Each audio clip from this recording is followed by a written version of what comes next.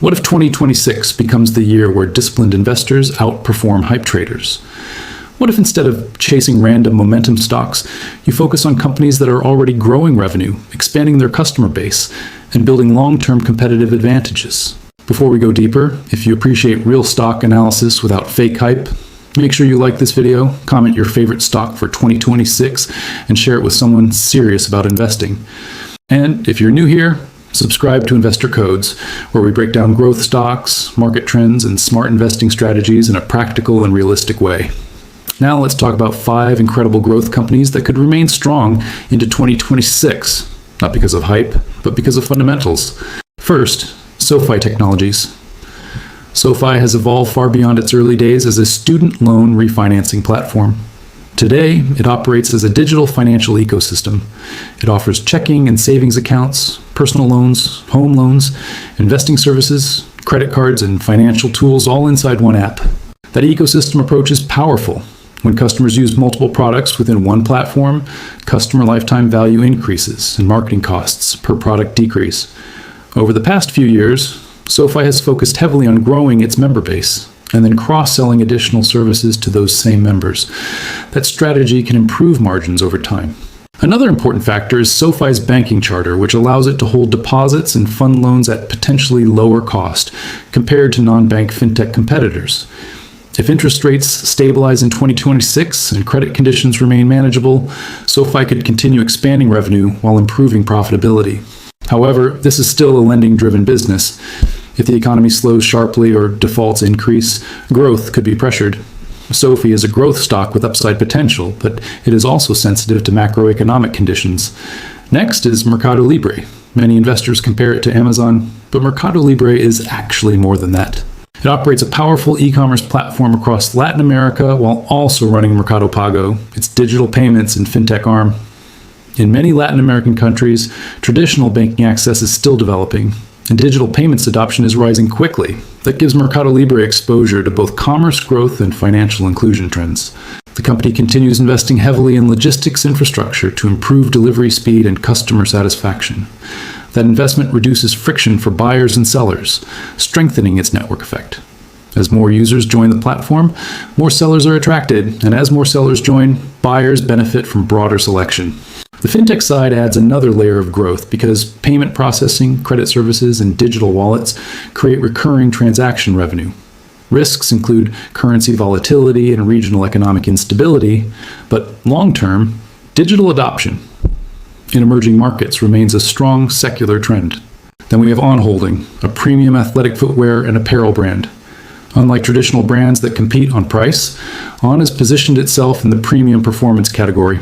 That brand positioning allows it to command higher margins and attract loyal customers. The company has been expanding internationally, particularly in North America and Asia, and it is also focused on direct-to-consumer sales through its own channels. Direct-to-consumer typically offers higher profitability than wholesale partnerships. Brand-driven companies can scale significantly if they maintain product quality and customer loyalty. The risk, however, is that consumer discretionary spending can fluctuate. During economic slowdowns, consumers may delay premium purchases. For On to maintain growth into 2026, it will need to continue product innovation, marketing effectiveness, and geographic expansion. If it executes well, it could remain a strong growth story in the athletic wear space. Lemonade is a different kind of growth opportunity.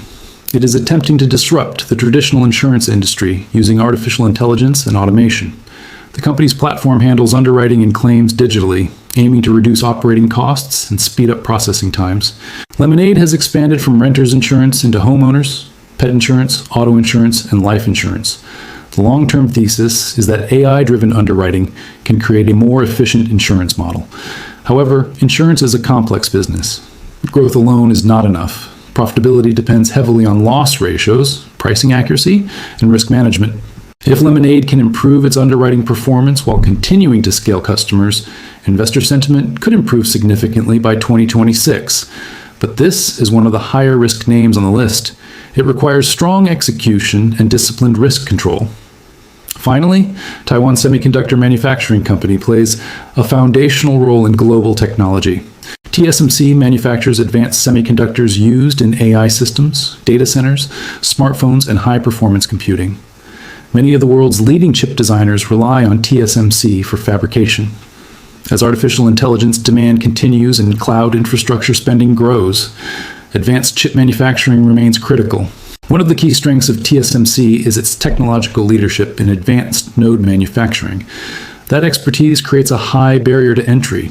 Even if different tech companies compete with each other, many of them still rely on TSMC's manufacturing capabilities. The major risk here is geopolitical tension surrounding Taiwan, which can create market volatility. But from a business standpoint, semiconductor demand tied to AI and computing remains structurally strong. When you look at these 5 companies together, you're not looking at hype plays.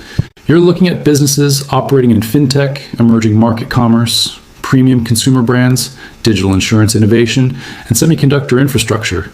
Each one has a clear growth driver. Each one also has risks. Growth investing in 2026 will likely reward companies that can increase revenue consistently while moving towards stronger margins. It's not about short-term spikes, it's about sustainable expansion. That means paying attention to earnings reports, balance sheets, cash flow trends, and management execution. Remember, this is not financial advice. I'm not a financial advisor. Always do your own research before investing. Markets can correct unexpectedly, and even strong growth stocks can experience significant volatility. If you found this breakdown helpful, again, like the video, comment which stock you believe has the strongest potential for 2026, share this with someone serious about building wealth, and subscribe to Investor Codes for more real, practical stock analysis. Smart investing isn't about hype. It's about discipline, patience, and understanding the businesses you own.